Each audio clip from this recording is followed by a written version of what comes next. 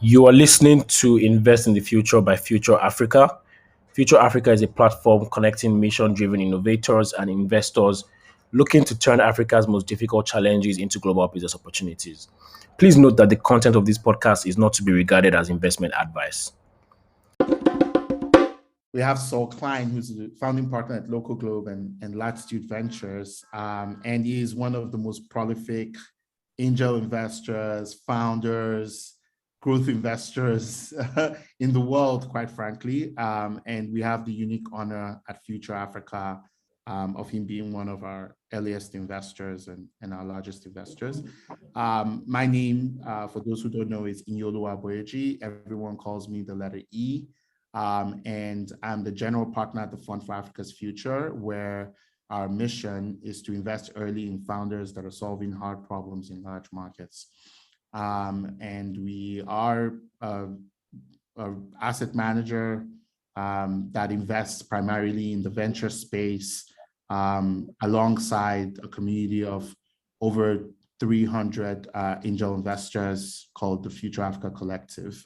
If you're a Future Africa Collective member, you can feel free to make some noise in the chat. And if you're not, you should probably be filling a form right now, which Ora can put in the chat so that you can engage and do better. So looking forward to welcoming you. So without further ado, I'm just gonna, Saul, what would you say, how would you sum up your career in like one sentence? Like, what would you say you do given how much you've already done? Wow. Well, first of all, thank you so much for having me. And, it's a real privilege to do this and talk to you and hopefully some of the folks who are zooming in.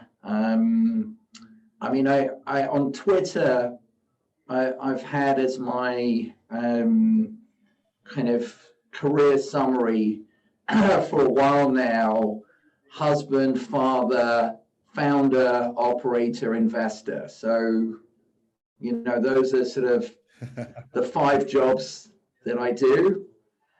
I try to do them all at once, all with the same person. I kind of put them in order of importance, starting with husband and father. So, that's what I do. I've been sort of a husband for nearly 20 years. Amazing. A father for nearly 16 years. I've been a founder for about 28 years and an operator for about the same time, because I think you can't really be a founder and not be an operator. And I've been an investor probably for about 20 years now. So I'm an old man. Wow. You're experienced. You're never old. You're the youngest person at heart I've ever seen. Everything's new. But tell me, what would you say the biggest, most consistent lesson you've learned over those 20 years, particularly of being an investor, founder, and operator has been? Look, there's so many lessons that I've learned, and it's always quite hard to sort of kind of reflect and synthesize. I think some of the things that I think about, or we think about as a team more than anything else in the world that we're operating in, is a phrase that we borrowed from one of the great investors that I've met, a guy called Andy Radcliffe, who started Benchmark about 25, 30 years ago. And, before starting LocalGlobe and Latitude, I was a partner at a great fund called Index Ventures, in Europe and the US. And when we had a partner offsite in San Francisco where we set up an office, we would sometimes spend time with Andy, which was, showed what a generous person he was with his insight, because, you on one level, you could think of Index and Benchmark as competitors. I mean, he wasn't active in Benchmark anymore, but he would come along to some of our dinners and we'd ask him questions about how they'd run the firm, how they thought about the firm.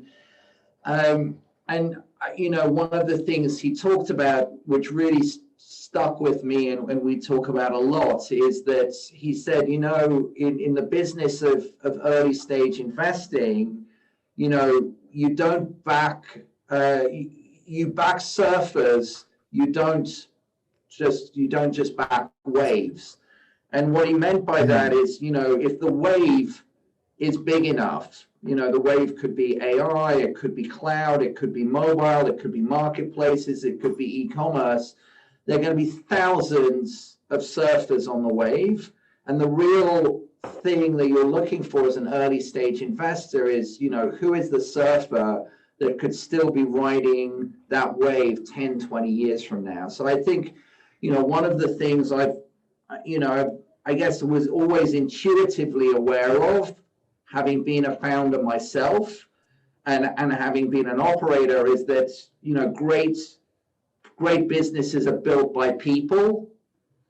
And, really focusing on the people, on the surfers, more than the wave is absolutely sort of fundamental. And, what I've subsequently kind of learned and internalized is that, the greatest surfers, can really keep going for a very, very long time. There was this incredible piece of research done in 2018 by a professor at the University of Arizona. And he looked at the 26,000 companies that had gone public in the US over the last 100 years. And what he showed was that 90 companies, 90 out of the 26,000 accounted for 50% of the value in the public markets, which when you think about it is kind of nuts. Only 90 out of 24,000 companies accounted for 50% of the value.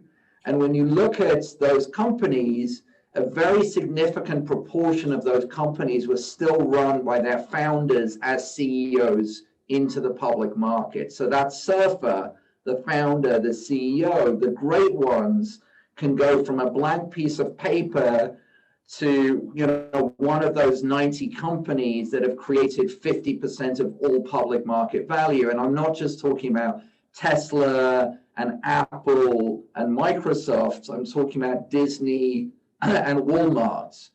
So, this idea of the surfer, I think, which intuitively is something that we understand as early stage investors and as founders is sort of fundamental, actually goes all the way. I guess that's one of the big lessons I've learned. That's a big lesson. For us, one of our 4 investment criteria, and I would argue the most important one for us, is talent. And so it's always very interesting to hear that insight from somebody who's so experienced, because, the surfer is at the heart of everything that we're trying to do. I wanna, because I've had many conversations with you, I wanna give people a window into your story. I remember you telling me about how you got into technology for the first time, just jumping on the plane and heading over to Silicon Valley. I don't know if you can talk about it, just in terms of the journey you've been on for those 20 years. I mean, this was 1996? 93. 93. I was 2 years old. Yeah. I was 3 years old when you started this stuff. So I'd love people to hear what was it like building on the internet, building the future in 1994. Well, I mean, maybe we'll end up talking about crypto. I hope we do. But, you know, the internet in 93, I mean, here are a couple of things that I think are worth remembering. Firstly, the internet in 93 had a few million people on it. You know, the internet in 99 had 250 million people on it. You know, the internet today has 5 or 6 billion people on it. So, you know, I mean, just the extraordinary growth is incredible. But one of the things we forget is that, you know, sort of the internet in 93, 94, before, you know, kind of the popularization of the World Wide Web because of the, you know, the Netscape browser, you know, was 15, 20 years already in the making in terms of the underlying protocols of the internet, like TCP/IP, HTTP, etc. And, you know, that infrastructure was 10, 15, 20 years in the making before, you know, we kind of had this sort of like aha moment with the World Wide Web. And then remember, like in 1994 or 1995 even, you know, HTTPS, which, you know, for people that are not familiar with HTTPS, it's the secure layer that allows you to do secure transactions over the internet, without which there is no e-commerce and payments, you know, didn't really exist at the beginning. So, I mean, it's really hard sometimes to remember just how far we've come in like an incredibly short space of time, but also how long it actually took to get there. Anyway, I mean, you know, I was working at a newspaper in London, straight out of college. I was sort of 22, 23. There was this magazine called Wired magazine that had just come out in the US. And, you know, I got a copy of Wired, and I read this article in Wired, me and a friend, about this guy in Silicon Valley, which I'd never really heard of, that it's created a browser for the internet. And he was working with this sort of serial entrepreneur, a guy who'd started Silicon Graphics, which was a kind of a famous computer company at the time. You know, I mean, interestingly, one that probably most people have never heard of anymore. And, you know, together they'd started this company called Mosaic Communications. And the newspaper that I was working at were invited to go and meet Mosaic Communications because they were doing a private placement round before a planned IPO. So like me and my friend, we sort of said to the CEO of the newspaper, because we had sort of worked to put the newspaper on the internet, we said, you know, we should go out and see these guys. So, you know, we got the green light. We flew out to San Jose, actually. And like, I'd only ever heard of San Jose in a song before. And we went from San Jose, we drove down to Palo Alto. You know, we went to University Avenue in Palo Alto, never heard of any of these places. You know, walked into upstairs to sort of like this office building, and we get inside, and there's like this freakish buzz in there. And I was like, actually, that was one of the first times I'd really experienced, I'm sure you know what it's like. You walk into a room and you just know something interesting's happening there. You don't really know what, but something interesting is happening there. And we walked into this office, and like, you know, no one's paying any attention to you, blah, blah, blah. You kind of like, everyone's too busy. Like, and then you go into a conference room, and we met this guy. And, you know, the guy was this guy, Jim Clark, and he was the founder of Silicon Graphics. and he was the founder of Mosaic Communications. Yeah. And, explained to us what they were doing. And, that day they were changing their name to Netscape because they were being sued by the university where they kind of spun out the technology from. And they were about to release the 1.0 of their, product, Netscape Navigator, which was their internet browser. And, it was just like our minds were blown. And we kind of we went back to London and we wrote this report to say we've just seen the future. This is the printing press for the 20th century. We've got to invest in the pre-IPO round because, we'd already put the newspaper online. And, the guy who was the chairman of the company at the time, basically said, look, guys, go back to your office. We've got the PR hit of putting the newspaper on the internet. We're not going to invest in this company. And then 6 months later, Netscape went public. I mean, that was like the match that started the internet, if you like.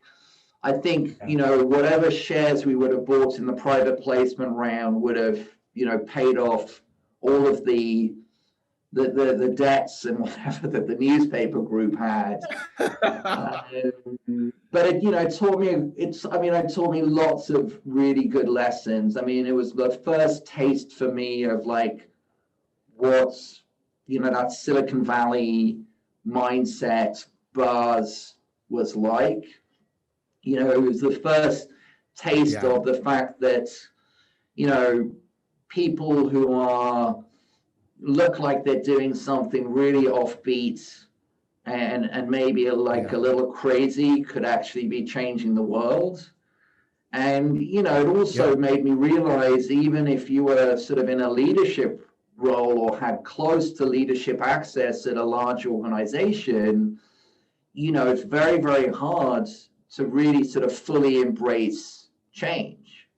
And, needless to say, I moved on from the newspaper, and, about 18 months later, I, found myself in the US and sort of spent, I guess, my formative years in Boston, Seattle, New York, SF, LA, really kind of being in the sort of the internet 1.0 era of, that kind of 93 to 2002 when, kind of the internet was being born.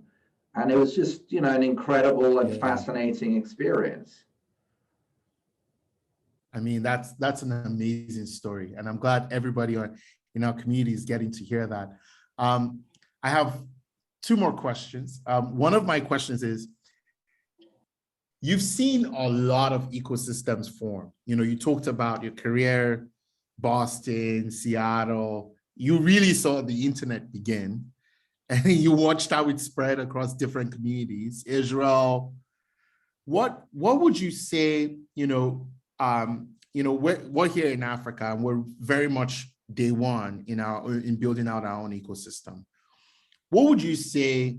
If you were advising somebody who was going to do the kind of things you did in London, which is the ecosystem you're currently leading right now, what would you advise them to focus on at this point in our growth? I mean, there's one word for me that summarizes, my key learning about the internet and ecosystems, the one word is openness. And, ecosystems that are not open, people that are not open, companies that are not open, code that is not open, almost inevitably get defeated by things that are open. So I think, the great lesson for me, the last 28 plus years now is, openness always wins. And it's not just the right thing to do. I think just in terms of, knowledge sharing, value creation, it's the smart thing to do. And I think, being open is fundamental, like absolutely fundamental. Like, so architecting everything you do to be as open as possible, to be a good partner, to be empathetic, all of these things I think are just absolutely fundamental. And, you can look at system after system, and I mean, you can argue that, look, Apple and Tesla are examples of closed systems.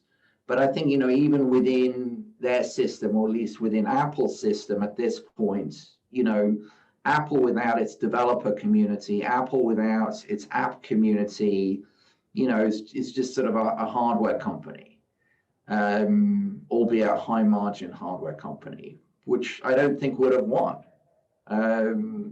So I think, openness, partnership is absolutely critical. And, that is the sort of the fundamental design of the network. It's designed to be open, it's designed to share, it's designed to, and that's what gives its strength and its resilience. And I think, that's also what's really crypto and Web3. It's a kind of a return to that mindset and that ideology, which is, that's kind of what got us here in the first place. And, some of what hasn't worked, not for companies, but for people in the last 10 to 15 years, is sort of, mindset that's not genuinely open, and is more about kind of controlling resources than sharing resources. Absolutely. That makes a lot of sense. My final question is about the ecosystem, and then I'm going to take some Q&A. So please, ladies and gentlemen, get your questions ready, so we can move into the Q&A session. But my final question is around Africa as a theme for you. So you're one of the first investors that I pitched, and actually pitched it quite jokingly. I wasn't thinking anybody was going to fund us because we had a pretty crazy setup. And I was quite surprised you took it really seriously, and you've continued to be a supporter. But what do you see in Africa? What excites you about what's possible here, with respect to the future? And then more generally, how do you think our ecosystem can prepare itself for the future? Well, I mean, I should start from the fact that, I was born in South Africa. My wife was born in South Africa. My parents were born in South Africa. My wife's parents were born in South Africa and Zimbabwe. So, I was born in South Africa. I was born in Africa. So I've always understood, like literally like in my bones, the potential of Africa, and, like how amazing that potential is. In terms of, and I think, the African wave, if you like, has been very well, or is beginning to be well articulated. I mean, there are lots of aspects of Africa that are like deeply misunderstood, sometimes deliberately, outside of Africa. But I think, more and more people understand the African wave, the opportunity in Africa, how vital Africa is, to the global economy, to global culture, etc. But, I kind of also go back to, you back surfers, not waves. And, I think,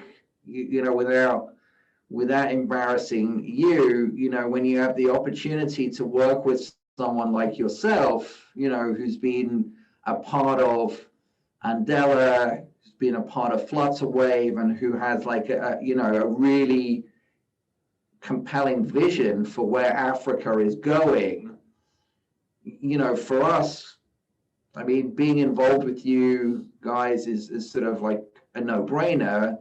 And I think, as we were actively investing on the continent already.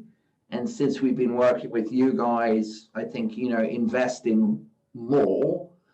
But yeah, I mean, I think for lots and lots of different reasons, and maybe we'll get into it, the opportunities, not just within Africa, but, also I think to learn from Africa, a significant, I mean, a very small but important example that's been around for a long time, obviously, is M-Pesa, which is the world's most evolved mobile money system. And, it's like 15, 20 years old at this point. And it's the most advanced, mobile money infrastructure in the world. I mean, we were lucky, I'd say 7 or 8 years ago, to invest in M-Kopa.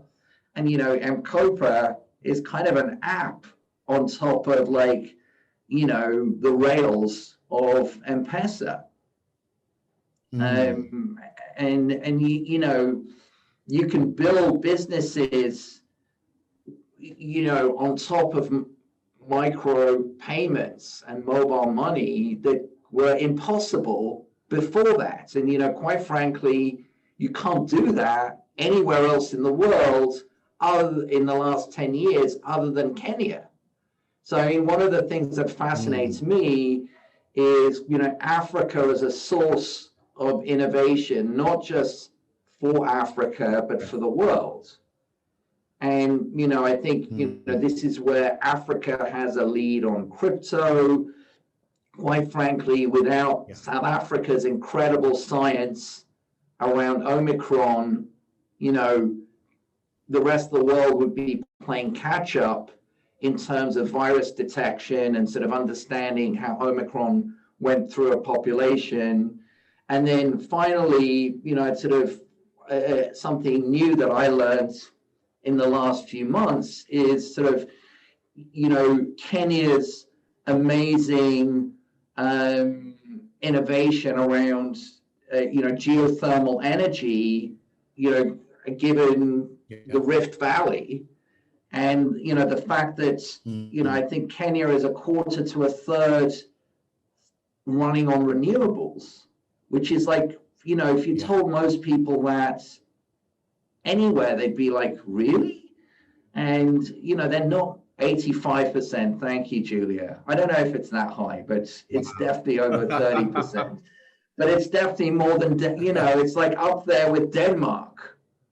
So, I think what's really fascinating to me is like the role models that, African science and innovation can play in the next 20 years, I think is really significant and profound. And, we're really hopeful we can be part of that with people like yourselves. Absolutely. And that's why we like to invest in these hard problems in large markets. I know I said this was my last question, but I just need to ask, what do you think can go wrong? Actually, funny enough, I can see a question, so I can, Ms. Barbara Burungi is asking that question. She's asked for 2 key issues that would concern you about investing in Africa, regardless of country. But I want to broaden that question and say, what do you think can go wrong? What can go wrong? What have you seen go wrong in some of the ecosystems that you've built? Honestly, it's just not a question we ask ourselves, and I don't think it's a question, great early stage investors ask. You ask yourself, what can go right? I mean, so many things can go wrong. That's deep. And you've just told us what can go right. You can run over by a bus. You can argue with a founder. Yahoo. Google changes its SEO algorithm, I mean, anything can go wrong and anything can go wrong anywhere. The question is like, what can go right? Yeah. Yeah. I'm just gonna start taking questions from the audience, and I started with one, but I'm just gonna speak to a few. If you have questions, please put them in the Q&A box so we can ask. I'm gonna take this question from the bottom. Emily is asking, what are the waves where you're searching for surfers? What are the waves you're seeing where you're looking for surfers on those waves across the continent? I know Web3 is one, and we've sent you an awful lot of Web3 folks. I mean, I think honestly, we don't necessarily look for the waves because the kind of like the waves just sort of rise up, and then if you're watching, you see them. So we're not. No one is like can forecast future waves, so if you just keep your eyes open and you spend your time on the beach, you see the waves. And I guess the way I would sort of think about the $5 trillion global private equity industry is at the edge of the private markets is the beach. And the beach is seed investing, because that's where the surfers hang out. And, we've spent the last 15 to 20 years hanging out on the beach.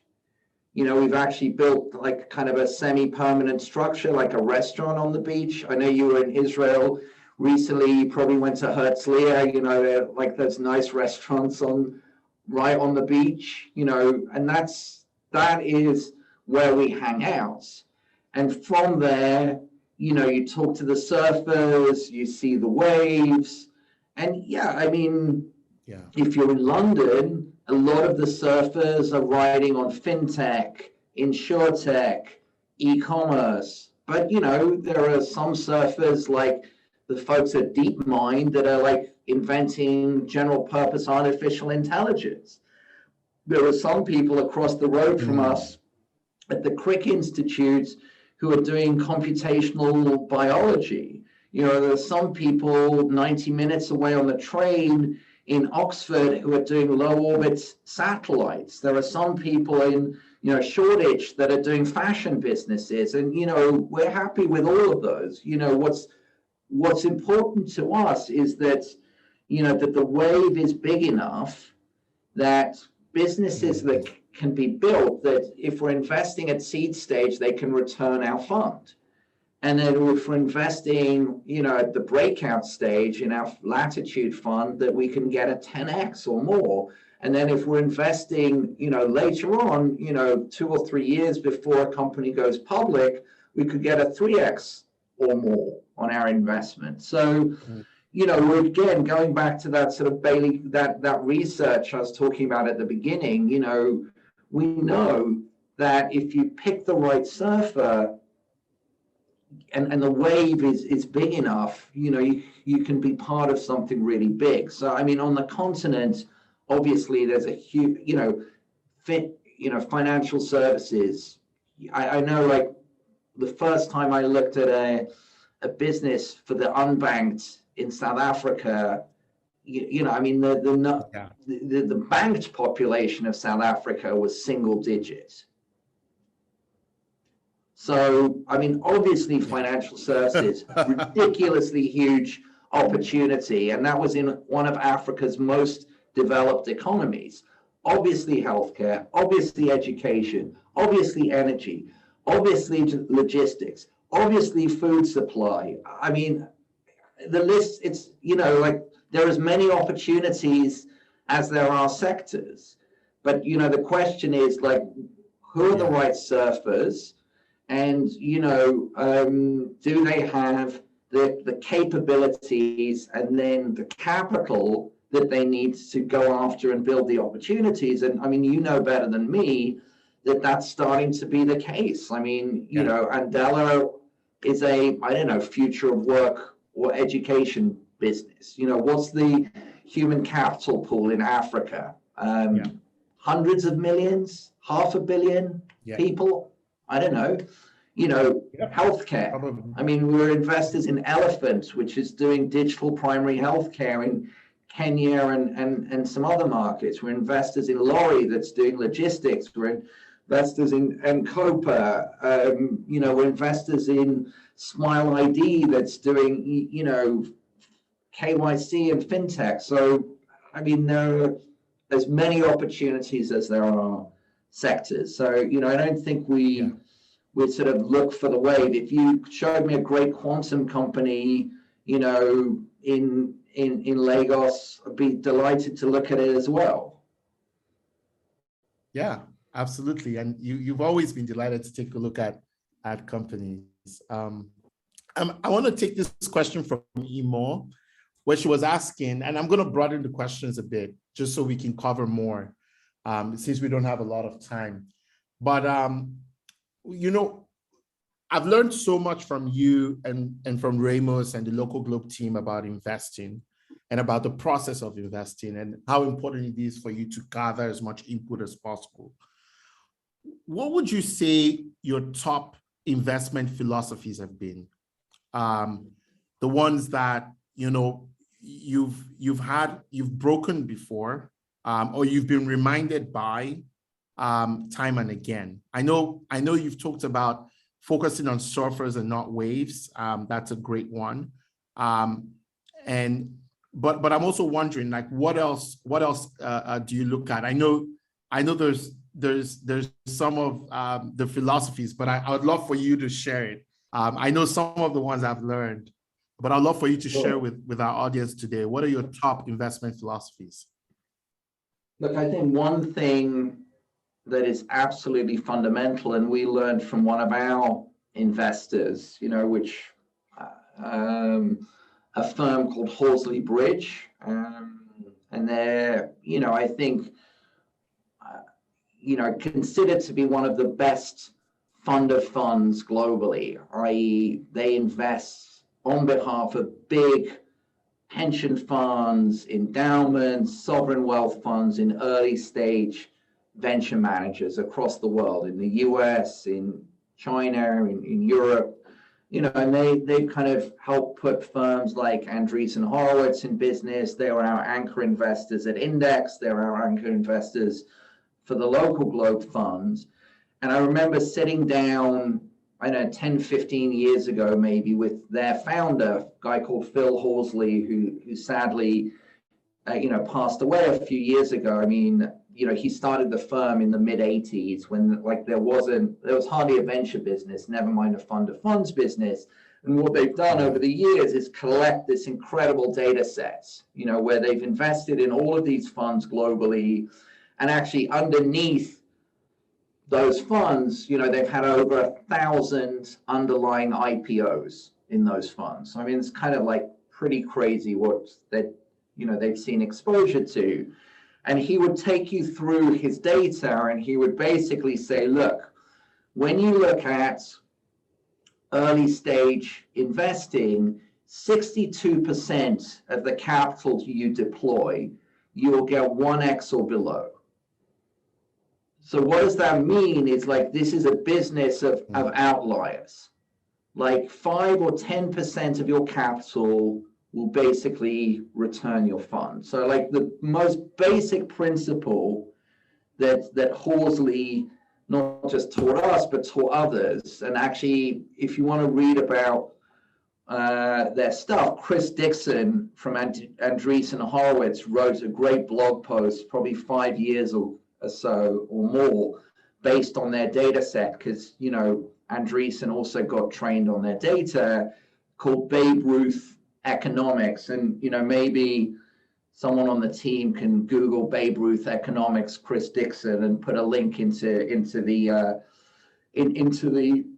chat, because it's really worth reading. But, you know, the basic principle is, if you're investing in an early stage fund, let's say you're going to invest in a portfolio of 50 companies or 30 companies or 20 companies, every single investment you make, you need absolute conviction, and conviction is the key word here, that it could return your whole fund. And that's where, this notion of thinking about what could go right is more important than thinking about what could go wrong.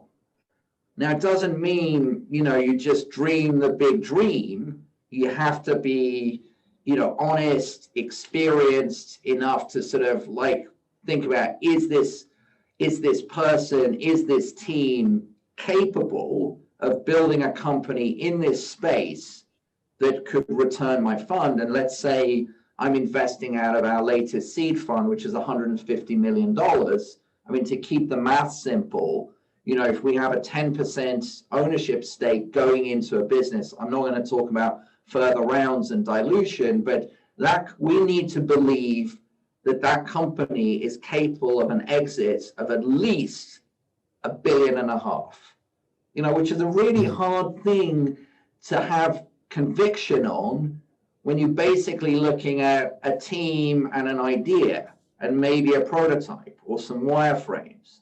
So, I mean, that conviction is fundamental, and that focus on these outliers is fundamental. And to me, the really fascinating thing, because a lot of people then believe, well, the later stage things become, the less risky they are. And actually, it's not true. The data doesn't support that. You're as likely to have outliers, and that data I was telling you about from that 2018 research that showed 90 companies produced 50% of the returns over a 100-year period, shows that the power law, which people talk about in venture, and in the Babe Ruth effect piece that Chris Dixon talks about, is not only true in early stage private markets, it's true in public markets as well. And I think what great investors are good at understanding is when things are still early, and you can still be early, the day you go public. Go back and look at what your return would have been if you bought Salesforce the day it went public, or Netflix the day it went public, or Amazon the day it went public, or Tesla the day it went public. You've done plenty well, which is why, I think, to me, it's always about being an investor in the best companies with the biggest potential upside. It's not just about being at seed stage necessarily. I mean, we've talked about this. Yeah, a lot about how one needs to think about it. I'm gonna just take, we only have 10 minutes, so I'm just gonna take a few other questions.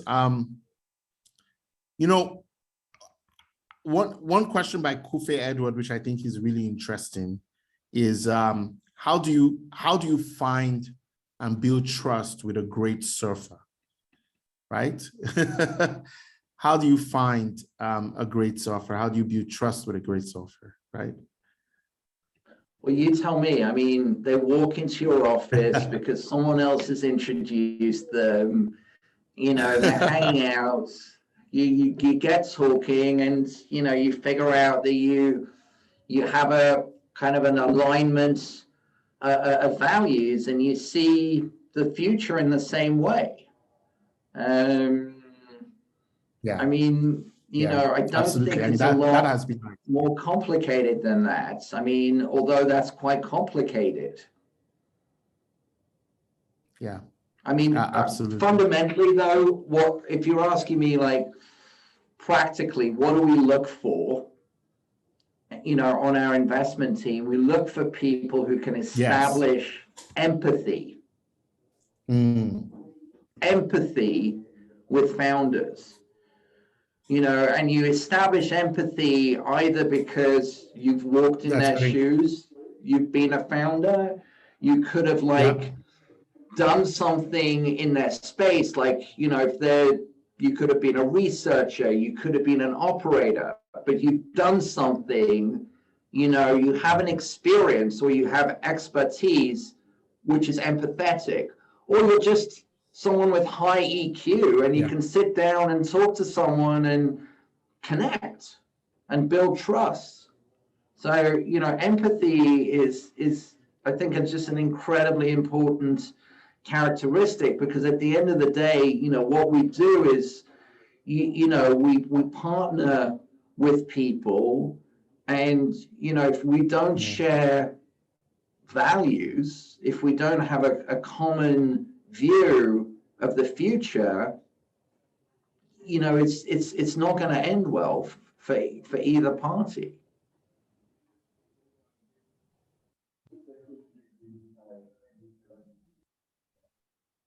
Yeah.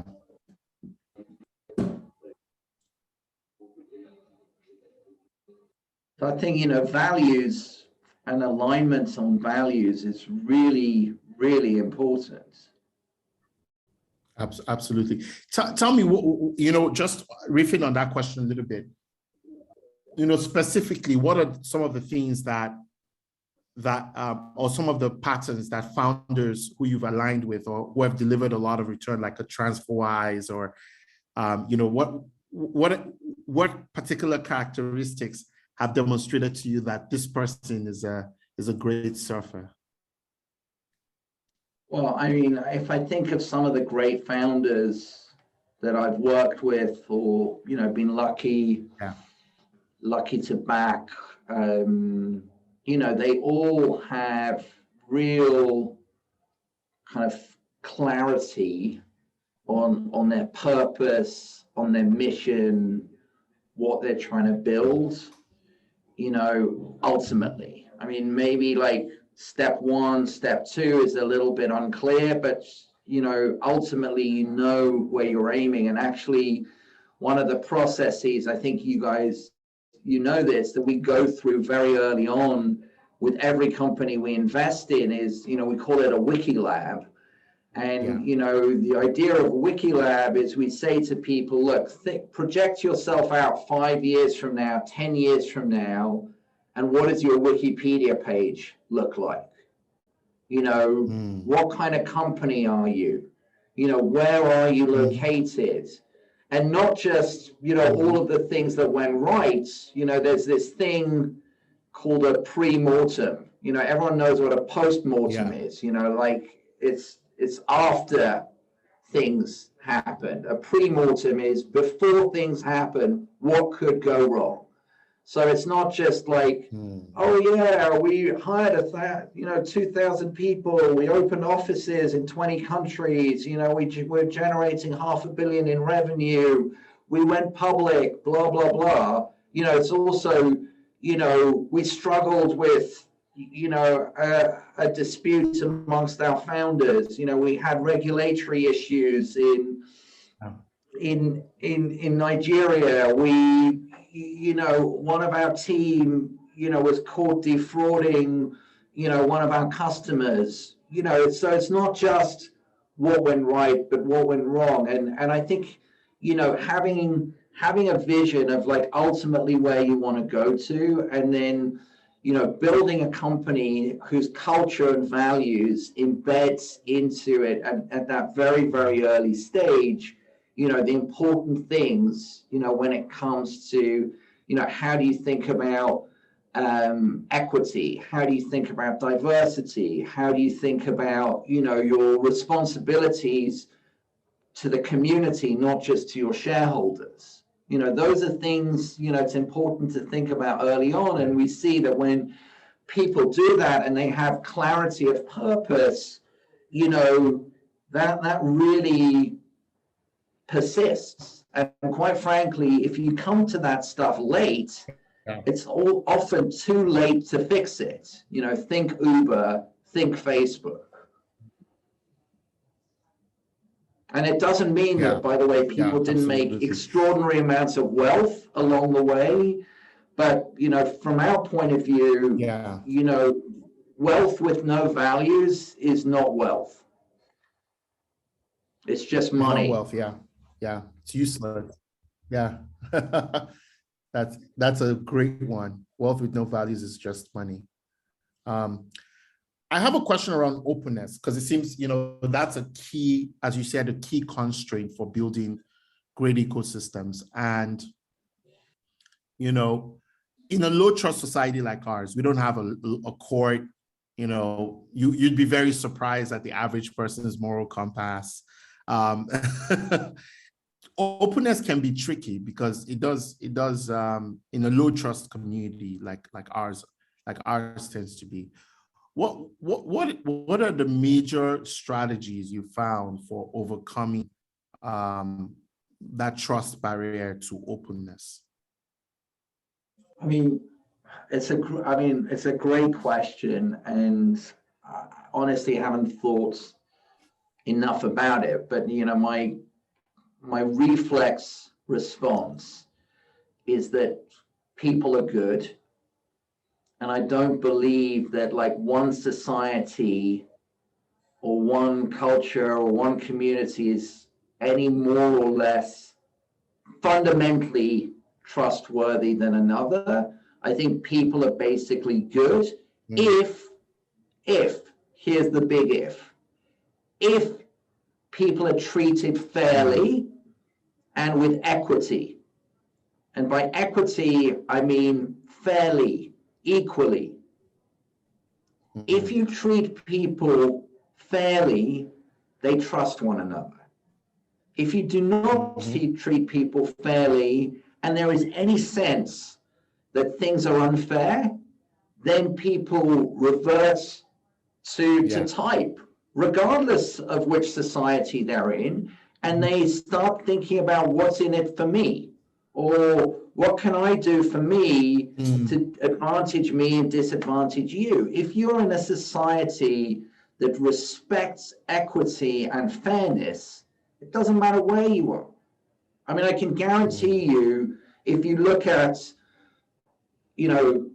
cultures within, Nigeria, Ghana, Indonesia, Sheffield, Bristol, even where things feel chaotic, there are systems of trust, whether it's a family unit or a neighborhood unit or a church unit, where people feel I trust this group. And why do I trust this group? Because they are fair to me. I get treated equally. So to me, it's not a question of in my society, trust is at an all-time low. It's just then the question we need to ask ourselves is, how do you create a governance structure which is fair? And again, this to me is the big, mind-blowing opportunity with Web3 is governance, new forms of governance. And governance that makes a lot of done sense. right creates equity, and equity creates trust. Yeah. So what I find interesting about this is that it seems like the web is now evolving itself to build systems of trust that allow people to be more open.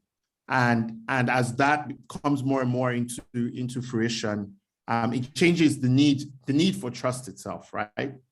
Because then I think you say it's evolving to that. The genius to me of the internet, and then the genius of distributed systems like Bitcoin and others, is that they're open, decentralized, and trusted by design.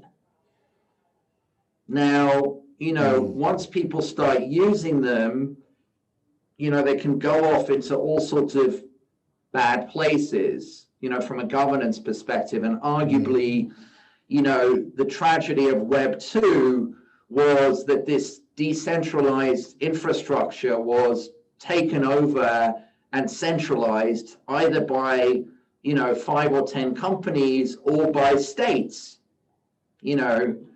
So, the opportunity for Web3 is to say, let's have another shot at this. What is a better governance infrastructure? What did we learn in Web 1 and Web 2, from a governance perspective, that will allow us to sort of have all of the benefits and autonomy and agency of decentralization, which now that's in the hands of 5 billion people, not 220 million or 250 million on the one hand, but, it can't be fully autonomous because, none of us have the time in the day to be our own bank, be our own food supply chain, be our own everything. So, part of trust is that you are prepared to delegate, not outsource. There's a key difference in my mind between the semantics of outsource and delegate. But you need trusted third parties who you can delegate some authority to, so you can get the benefits of decentralization, but also the benefits of, and Adam Smith understood this whenever it was, Julia will tell me, 250, 300 years ago, with the Wealth of Nations, is that you need to have a society, an economy that is based on trusted delegation as well as individual agency. And that's the opportunity, I think.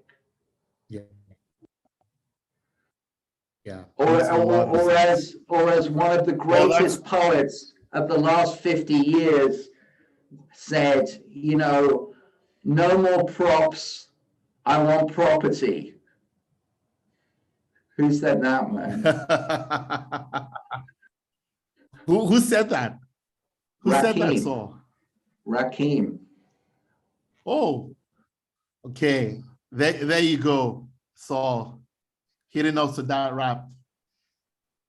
This has been an amazing conversation, Saul, and obviously a testament to why you're one of our favorite investors, because you've seen everything.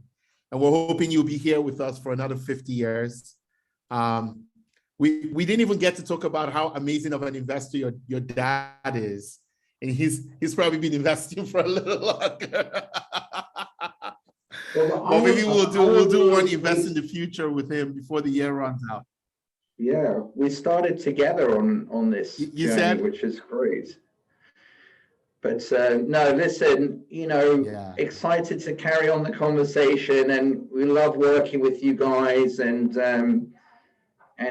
just super excited about the next 20 years in terms of Africa and, all of the amazing innovations that are coming out from there. So. Absolutely. Super excited. Thank you, everybody, for joining us on Invest in the Future today. It's been a pleasure. Please, if you're interested in joining the collective, please don't forget to apply. We've put the link in the chat. And we're gonna, for those of you who maybe joined in the middle or couldn't see through the whole thing, we're gonna put up a link very soon so you can do that. Thank you for joining us today. And thank you so much, Saul, for working with us on this episode. Thank you. Thank you. Bye-bye. Bye. Thank you for listening to that Invest in the Future episode. Please follow us on social media. Our handle is @AnAfricanFuture on all platforms. You can join Future Africa to co-invest in these innovators who are turning Africa's biggest challenges into global business opportunities by joining the Future Africa Collective, our exclusive community of co-investors. Please find more information and apply at future.africa/collective. Thank you for listening once again.